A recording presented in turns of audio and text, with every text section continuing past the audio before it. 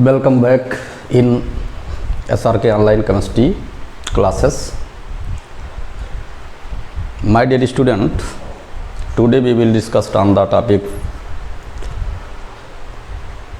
most important reagent which are known as ऑर्गेनोजिंक reagent. ऑर्गेनोजिंक की बेटा chemical activity के विषय में हमें पढ़ना है. अच्छा, थोड़ा सा 3-4 रिएक्शन बचे थे तो उन रिएक्शन के विषय में हमें ज़्यादा चर्चा करना है. देखो, जैसे वो रिएक्शन कौन कौन से थे. जैसे वो रिएक्शन थे हम लोगों के, जैसे बहुत सारे रिएक्शन को तो हम लोगों ने कराया था. अब देखिए, ये रिएक्शन है रिएक्शन विद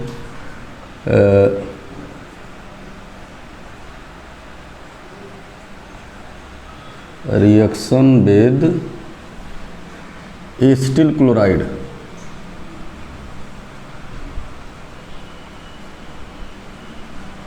एसिटिल क्लोराइड के साथ कैसे रिएक्शन करता है ग्रिग्नार्ड रिएजेंट. तो इसमें हम देखते हैं, जैसे ग्रिग्नार्ड नहीं, वो ऑर्गेनोजिंक CH3COCl प्लस हम लोगों ने लिखा C2H5Zn C2H5 इनको लिखा. उसके बाद फिर रिएक्शन की बात आई तो आगे बढ़े. ये क्या हुआ, ये बॉन्ड पेयर इलेक्ट्रॉन यहाँ चला गया, इस पर पॉजिटिव चार्ज है. और जब ये टूटा ये, तो फिर क्या हुआ, ये बॉन्ड टूटा तो ये bond pair electron move towards the carbon और इस पर पॉजिटिव चार्ज आएगा. ये पॉजिटिव आकर यहाँ पर अटैक कर गया. जैसे ये पॉजिटिव लाकर हम कहाँ अटैक कर दिए, यहाँ पर लाकर अटैक कर दिए. ये पॉजिटिव को लाकर यहाँ पर अटैक करा दिए और हमें जो नया प्रोडक्ट बना मिला वो क्या मिला बेटा, जो है CH3CO माइनस. देखो ऊपर माइनस चार्ज चला जाएगा, यहाँ पर क्या ऊपर माइनस चार्ज चला जाएगा, वो आया. और इस पर Z पर प्लस चार्ज है, यहाँ पर हमने कर दिया Zn प्लस और C2H5. देखिए विजिबिलिटी है कि नहीं, विजिबिलिटी देखो, हाँ विजिबिलिटी है. तो ये हो गया. और फिर यहाँ पर हमने क्या जोड़ दिया, यहाँ पर हमने C2H5 को जोड़ दिया, C2H5 को, और यहाँ Cl ऑलरेडी पहले से प्रेजेंट है. फिर हमने क्या किया, फिर ये बातें हुई बेटा कि ये बॉन्ड पेयर इलेक्ट्रॉन इधर मूव कर गया, और जब ये इधर मूव कर गया और तो ये बॉन्ड टूट गया. और ये बॉन्ड जब टूट गया तो इसको हम क्या कहेंगे, जो है निकला क्या, जो है C2H5 Zn Cl बाहर हो गया और हमें क्या मिला CH3C डबल बॉन्डो C2H5 मिल गया. इसको हम क्या बोलते हैं, कीटोन हो गया, कीटोन बन गया और ये आपका बाहर निकल गया. इसका मतलब क्या हुआ बेटा, एसिटिल क्लोराइड अगर रिएक्शन करता है, क्लोराइड ऑर्गेनोजिंक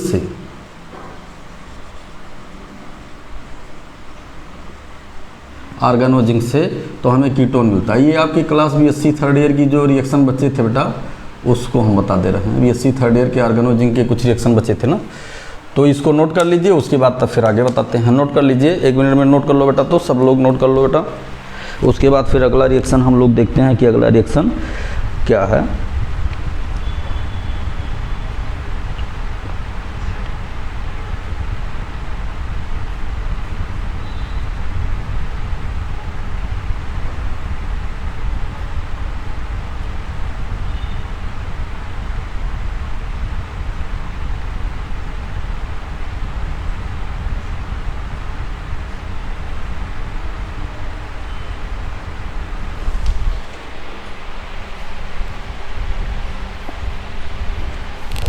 अब बेटा देखो आगे, अगला रिएक्शन बहुत इंपॉर्टेंट रिएक्शन है, बहुत सारे कॉम्पिटिटिव एग्जाम में आया भी है. मिटा दे रहे हैं इसको. अगला रिएक्शन बेटा आपका है जो है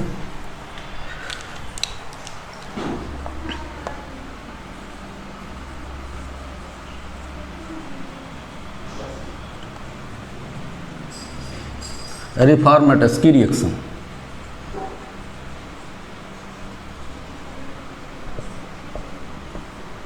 इसमें बहुत आसान सा रिएक्शन है। हमें जो है इसी को हम लेते हैं और फिर आगे बढ़ाते हैं। इसमें जो बेटा एज ए रिएक्टेंट यूज़ करते हैं, तो स्टेप वाइज हम लोग इसको यूज़ कर लेते हैं, देखते हैं कि क्या कैसे होता है। जैसे यहाँ पर हुआ क्या कि हमने लिया जो है एस्टर, ब्रोमो एस्टर, तो हमने लिया क्या, ब्रोमो एस्टर CH2 और COO C2H5 ये ले लिया।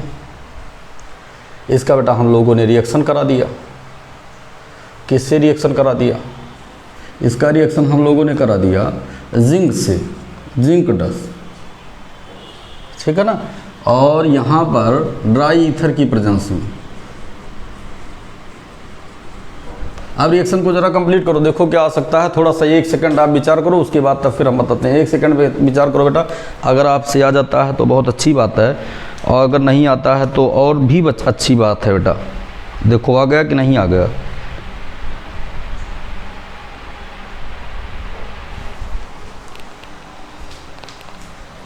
देखो इसमें करते क्या हैं, बहुत ये एक आर्गेनोजिंक का जो है स्पॉन्टेनियस एक रिएक्शन ही है। देखो तो यहाँ पर हमने क्या कर दिया, जिंक की वैलेंसी 2 होती है, यहाँ पर लाकर जोड़ दो, तो हमने क्या कर दिया, Br और Zn, Br Zn और CH2 COO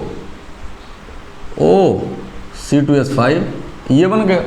अब आगे हम देखते क्या हैं, आगे हम ये देख रहे हैं बेटा कि इसको अगर यहाँ से ले लिए फर्दर, तो फिर उसको एज ए रिएक्टेंट हम लोग यूज किए और एल्डिहाइड से रिएक्शन कराते हैं। तो एल्डिहाइड में जैसे CH3 CO और H प्लस, फिर क्या हो गया, यहाँ पर इससे रिएक्शन करा दिए Br Zn CH2 COO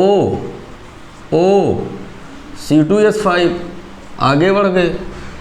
अब क्या हुआ, ये बॉन्ड भी रिलक्टेंट टूवर्ड्स ऑक्सीजन चला गया, इस पर पॉजिटिव चार्ज आ गया।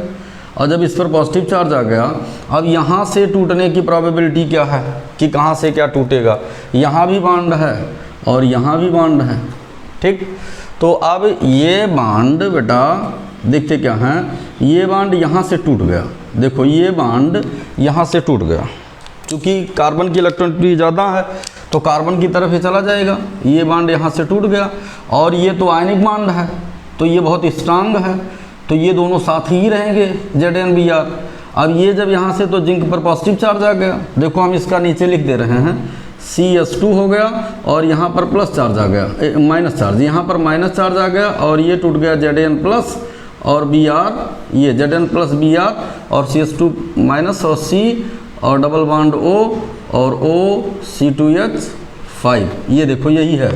और ये जब इस पर गया तो इस पर क्या हो गया, CH3 और C और यहाँ पर वो माइनस प्लस और यहाँ पर H। अब ये आकर कहाँ जुड़ गया, यहाँ लाकर जोड़ दो इसको, बहुत आसान सी बात है। तो देखते क्या है, यहाँ पर हमें मिलता है CH3, ये मिला हमें CH3, उसके बाद C और उसके बाद फिर यहाँ पर O पर माइनस चार्ज आना स्वाभाविक है।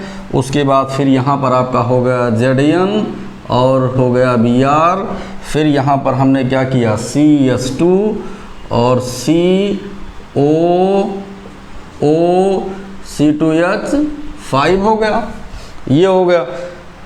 और यहाँ पर हाइड्रोजन ऑलरेडी जुड़ा ही है। अब हमारे लिए ये है कि इससे हम अगला प्रोडक्ट कैसे प्राप्त करते हैं। तो हमें इस बॉन्ड को यहाँ से हटाना है, ऊपर वाला जो ऑक्सीजन से Zn Br जुड़ा है, तो उसको वहाँ से हटा देते बेटा।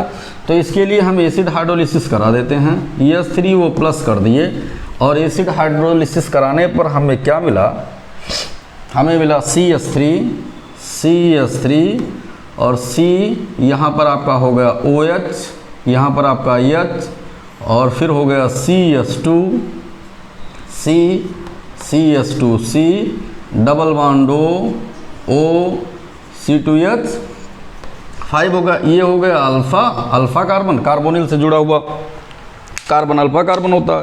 तो ये आपका हो गया अल्फ़ा कार्बन और ये हो गया क्या, बीटा कार्बन हो गया। तो इसका क्या नाम होगा, बीटा कीटो एस्टर।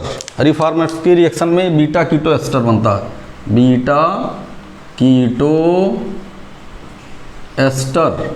और यहाँ से क्या निकल गया, जो निकल गया Zn और ये OH, ZnOH Br, ये यहाँ से बाहर चला गया, माइनस ZnOH Br हो गया। ये हमारा रिफॉर्मेट्स की रिएक्शन हो गया। ये आपका क्या हो गया, एस्टल्डिहाइड,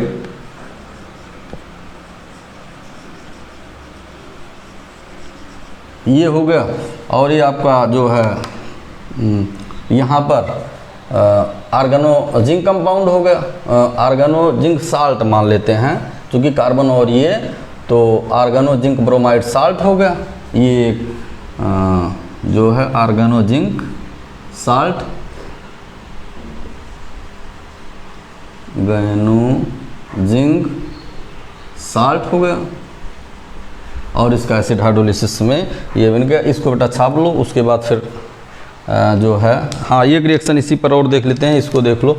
जैसे यहाँ पर अगर हम बेंजल्डिहाइड ले लिए, तो बेंजल्डिहाइड में हमें क्या ले लिए, यहाँ पर C6H5 भी ले सकते हैं, और C6H5 पर यहाँ भी क्या हो जाएगा, C6H5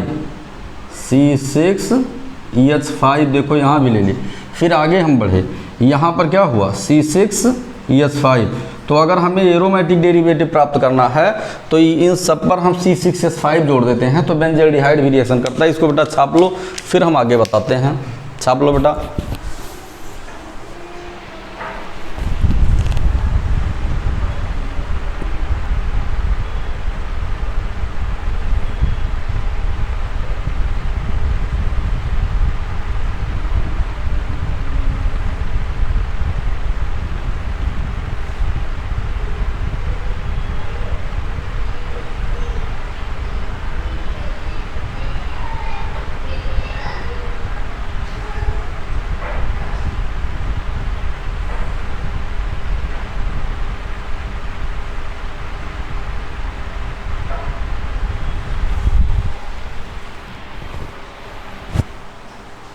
छाप लिए।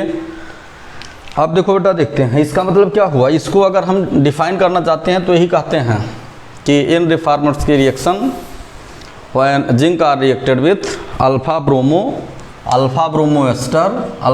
Ester in the presence of dry ether, then it gives the organo zinc salt further it after acid hydrolysis. देखो further it reacted with acetaldehyde और बेंजल्डिहाइड। जो हमें प्रोडक्ट प्राप्त करना है, एरोमेटिक प्राप्त करना, तो बेंजल्डिहाइड से रिएक्शन करा देंगे। एलिफैटिक अगर प्राप्त करना है तो हम एस्टल्डिहाइड से रिएक्शन करा दिए, ये हो गया। उसके बाद आपका ये, तो इसका मतलब क्या, further it reacted with acetaldehyde और benzaldehyde, then gives the organic salt which after acid hydrolysis gives the corresponding beta hydroxy ester. This reaction are called Reformatsky की रिएक्शन। कोई डाउट नहीं होना चाहिए बेटा आप लोग। अब देखो आगे एक रिएक्शन बहुत आसान सा बताते हैं बेटा, इसके बाद यहाँ आपके बीएससी थर्ड ईयर में तो ख़त्म ही है। एक साइक्लिक रिएक्शन बन जाता है, उसको हम बोलते हैं सीमन्स स्मिथ रिएक्शन। देखो सीमन्स स्मिथ रिएक्शन क्या है, देखो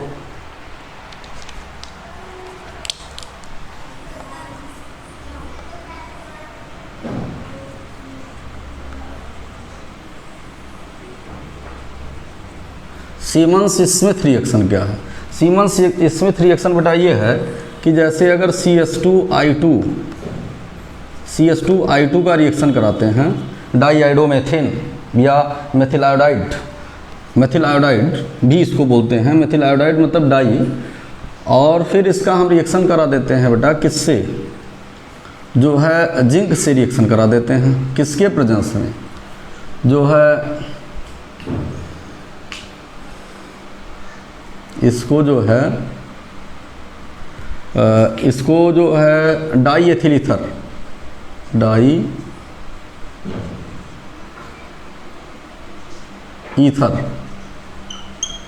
तो ये हमें मिलता क्या है, यहाँ से हमें क्या मिलता है बेटा, CH2 और I और Zn आई मिल जाता है, CH2I मिल जाता है। और CH2I जो ये कैटालिस्ट है, ये कैटालिटिक एक्टिविटी करता है फर्दर। फिर इसका हम लोग रिएक्शन करा देते हैं बेटा एल्कीन से, बहुत इंपॉर्टेंट रिएक्शन है, साइक्लाइजेशन होते हैं ये। और फिर इसका हम लोग रिएक्शन कराते हैं CH2 और ZnI और I फिर हो गया। और फिर हमें जो मिलता है वो क्या मिलता है, साइक्लिक प्रोडक्ट मिल जाता है, साइक्लिक प्रोडक्ट मिल गया, साइक्लिक प्रोडक्ट, साइक्लोप्रोपेन।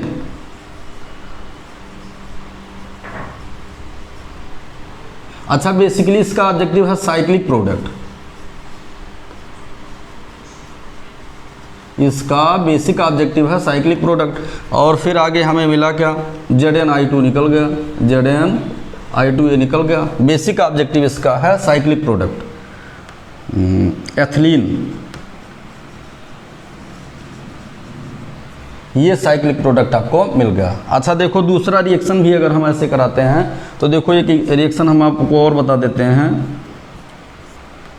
ये ये हेक्सिन है, साइक्लोहेक्सिन है।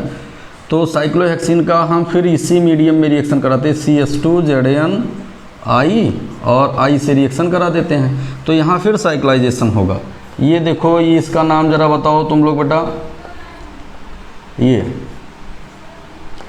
एक नेक्स्ट साइक्लिक प्रोडक्ट मिल गया। वो नेक्स्ट साइक्लिक प्रोडक्ट क्या मिला, ये देखो, ये ठीक है ना। तो इसमें हम लोग देखते हैं कि क्या हो गया। तो इसका मतलब अगर हम इसको काउंटिंग की पोजीशन देखते हैं तो हम ऐसे काउंट कर दिए, या बाईसाइक्लिक कंपाउंड हम इसको कह दिए, बाईसाइक्लिक कंपाउंड। अच्छा, इसमें हमें देखना क्या है, इसका हम तुम्हें IUPAC नाम भी बताएंगे।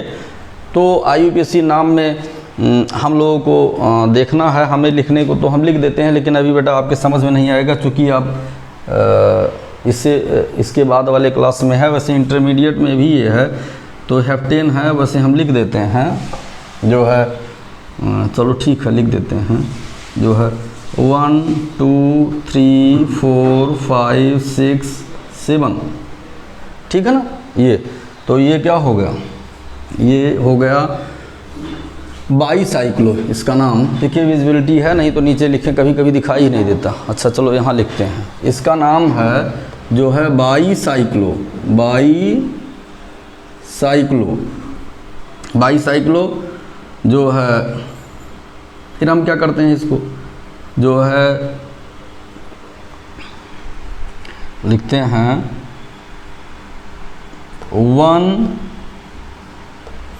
1, इसका काउंटिंग का कोई मतलब 1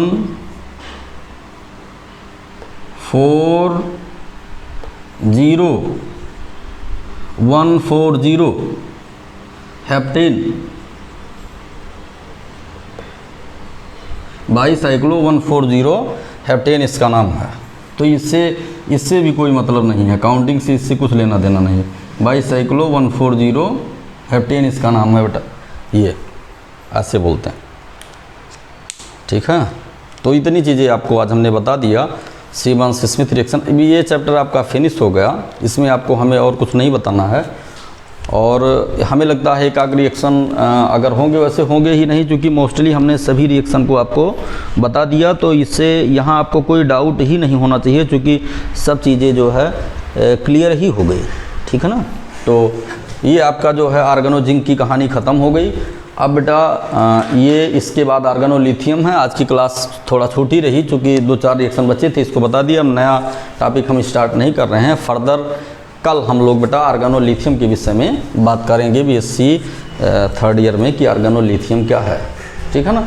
तो BSc 3rd ईयर के हमने 2 बता दिया, एक जो है इससे पहले ग्रिग्नार्ड एजेंट बताया था, फिर दूसरा आर्गेनोजिंक बता दिया। कल हम आर्गेनोलिथियम, ऑर्गेनिक केमिस्ट्री का ये पहला चैप्टर चल रहा है, सिलेबस उठाकर देखिएगा, ठीक है। तो ठीक है, thanks everyone for watching my video.